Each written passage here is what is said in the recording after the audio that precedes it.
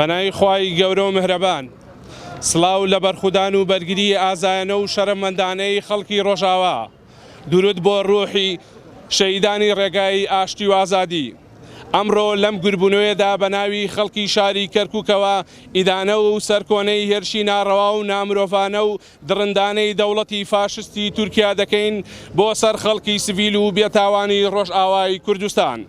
ئیدانەی هەڵوێستی ترسنەوەکانەی وڵاتانی زلهێز شەرمەزار دەکەین کە بە بەرچاوی ئەوانەوە خەریکە گەورەترین تاوانی دژمە مرۆڤایەتی و جینۆساید ڕوودەدات و ئەوانش بێباکانە بێدەنگیان هەڵبژاردووە و تەماشاکەرێکی بێویژدان و بەرژەوەندی خوازن سەیری دیمەرەکە دەکەن. دەبێ حکومەتی عێراق و حکومەتی هەرێمی کوردستان هەڵوێستی ڕوون و جددی و بوێرانەی خۆیان دەرببڕن و درک بە مەترسی و دەرهاویشتە خراپەکانی ئەم ئاگرا هەڵگیت ساوە بکەن، چونکە بە ئەگەرێکی زۆرەوە ئەم داگیرکاریە لەم خاڵەدا ناوەسێت و پەل دەهاویژێ بۆ بەشەکانی تری عێراق و کوردستان. بۆیە ئەرکی هەمووانە لە خەمی ئەم دۆخەدا بین. لە کۆتاییدا سەری ڕێز و نەوازش بۆ شەهیدە سەربەرزەکاندا دەنوێنین و هیوای زوو چاکبوونەوە بۆ بریندارەکان دەخوازین.